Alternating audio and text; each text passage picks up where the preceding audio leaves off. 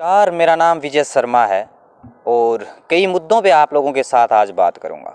विचार अपने रखूंगा और जो आसपास के लोगों से सुने हैं उस पे भी बात करूंगा।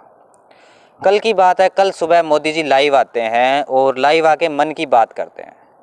मन की बात करी, काम की बातों जो है वो पता नहीं करी कि नहीं करी, लेकिन मन की बात जरूर करी। और मन की बात में एक बात बोली कि हम किसानों को समझा नहीं पाए और हम कृषि कानून जो 3 कानून बनाए हैं, जो कृषि बिल है, उनको वापस लेने का निर्णय किया है। बहुत अच्छी बात है। किसान बेचारे पिछले 1 साल से, ठीक है, 400 दिनों से बॉर्डर पे बैठे थे। सर्दी हो, गर्मी हो, ओला हो, बारिश हो, जो मर्जी हो, किसान वहाँ पर टिके रहे। बहुत घटनाएं हुई। आपको भी पता है कि 700 के लगभग किसान जो है वो शहीद हो गए। क्या वो किसी के चाचा, ताऊ, भाई, मामा कुछ नहीं थे? किसी के पिता नहीं थे?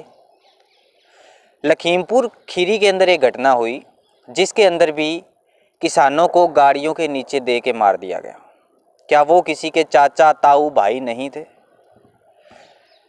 बीजेपी को आपको पता है कि करारी हार मिली। जितने भी उपचुनाव हुए, सारे उपचुनाव में बीजेपी करारी हार का सामना करके मैदान से बाहर हो गई।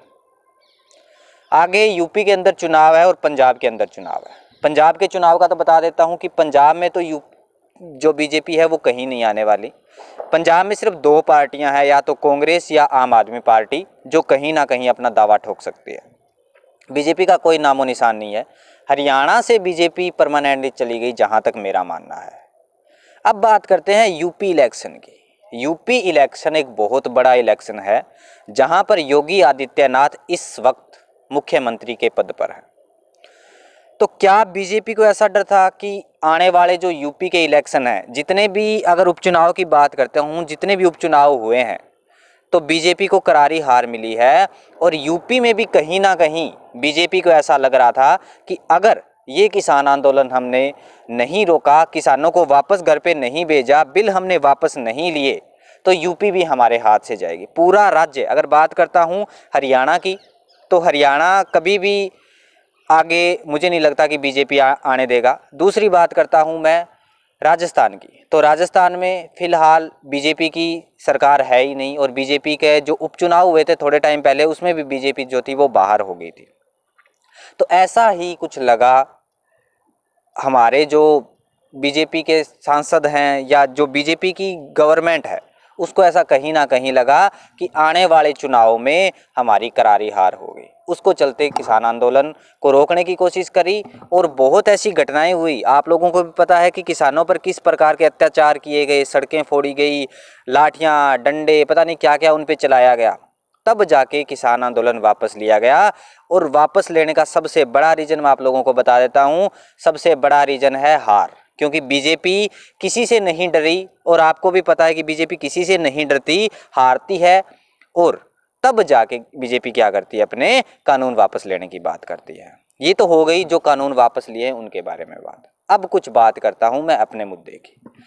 जब कानून बनाए थे तो क्या सरकार को नहीं पता था कि कानून सही है या गलत है? अगर सरकार बोलती है कि कानून सही है, जब कानून सही है तो सरकार इतनी कमज़ोर कैसे हो गई कि उसे कानून वापस लेने पड़े? क्या सरकार के पास ऐसे लोग नहीं हैं जो किसानों को समझा सके? क्या सरकार की ऐसी नीतियां नहीं है जो किसानों को समझा सके?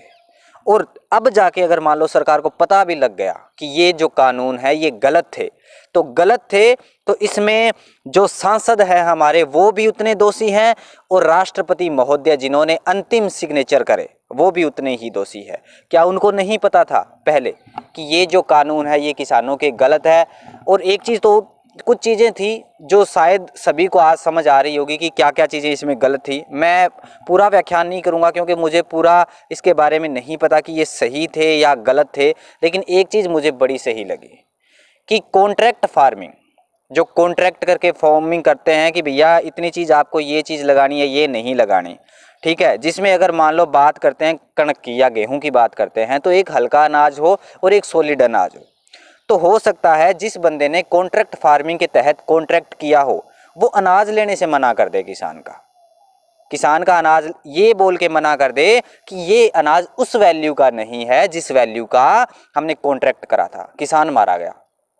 तो ये कई मुद्दे थे जिसमें किसान की हार थी। लेकिन आज लगता है कि अगर ये कानून वापस हुए हैं तो शायद किसान की कहीं ना कहीं जीत है। आपकी क्या राय है, आप लोग जरूर कमेंट सेक्शन में बताएं। Thank you so much.